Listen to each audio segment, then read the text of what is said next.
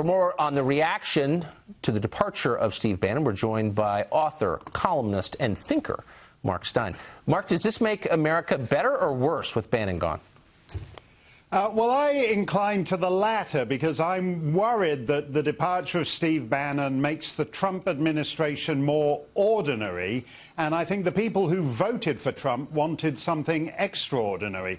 And at the risk of quoting myself, which is, I think, the first sign of madness, over a decade ago, I said it required some genius for George W. Bush to get demonized as a right-wing madman, when 90% of the time he was Tony Blair with a ranch.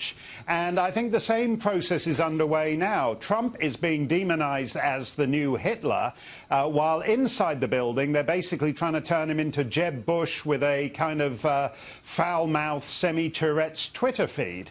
And I don't think that's going to work. The Trump agenda, it was very interesting listening, and that was a very sane explication we just heard, but it didn't mention the wall, for example. It didn't mention illegal immigration. It didn't mention any of the issues that catapulted Trump in June and July of 2015 into the lead over all the 17 sane governors and senators for whom there were no takers among the Republican base. So Trump's voters have put up with an awful lot. They're mocked as bigots for supporting him. There's a lot about what Trump says it's hard to explain or understand, but they've stuck with him because he speaks for them on those issues. Right. How long will their patience last? How long until they say, you know what, it's just he's not doing the things I voted for? Like, what's the point of this? Well, I think there's three groups of people. There's people who just loathe Trump's style, and that includes a lot of Republicans like your pal Bill Kristol, whom you were talking about the other night. Then there's people who like the style. They like the way he plays Smash Mouth with everybody. But there's a third group of people who recognize Trump is a curious and idiosyncratic character, but he was the only one advancing policies that people cared about. And if you are in these states and towns where the mill has closed and the factory is closed, right, and you're listening to these lame bromides from Marco Rubio about a second American century, when all you want is for, you know, your remaining life expectancy to be marginally less worse, then I think they do want the Trump policies. And they're disturbed by the fact that, for example, on national security, we essentially have, I don't know what Bill Kristol's complaining about. I mean, when you look at the options in Afghanistan, essentially Bill Kristol's foreign policy establishment is still in control of the joint. Likewise, the Obamacare skinny repeal was nothing like what Trump was talking about when he was on the stump. And so I think at a certain point, the people who voted for Trump did not vote for John Kasich or Jeb Bush or Marco Rubio with a slightly wackier personality. They want the Trump policies as well as the Trump personality. That's exactly right. And there are some people, I'm included, who don't really care about his personality or his dumb tweets. Who just wanted to see the essential problems of the country addressed in an honest way, and the parties are not capable of doing that. And I thought maybe this guy will be able to. Meanwhile, Bannon's ouster has not ended the left's crusade against Confederate statues as part of her constant efforts to be the most bland yet insufferable progressive on the block. Ladies and gentlemen, Chelsea Clinton tweeted this, quote, "The story of Lucifer who rebelled against God is part of many Christians' traditions. I've never been in a church with a Lucifer statue."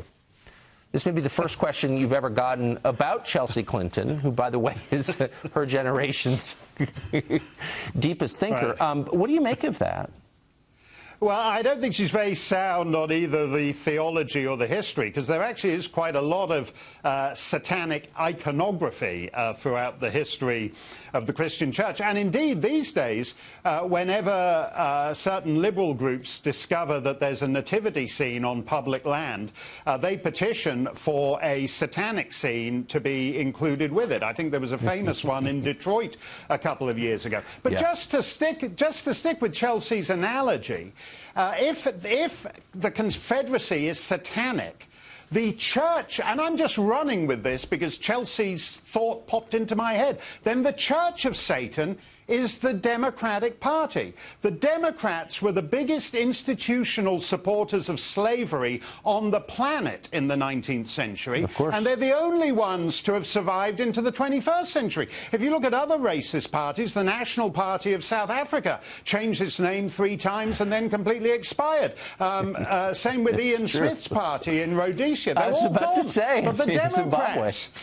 And her father, her very own father, presided over one of the great, just 7 years ago, at the funeral of one of the great satanic archbishops, whom you mentioned the other night, Robert C. Byrd. You know, never mind guys who've been dead for 150 years, if you land in West Virginia, everything in the state is named after Robert C. Byrd. You ask directions, they say, well, you come out of Robert C. Byrd Airport, you hang a left on Robert C. Byrd Parkway, turn right after the Robert C. Byrd Art Center, then when you get to the Robert C. Byrd Science Museum, and Bill Clinton said, well, you know, yes, he had a little bit of a flirtation with the Klan, but he did what he had to do to get elected. We've all been there.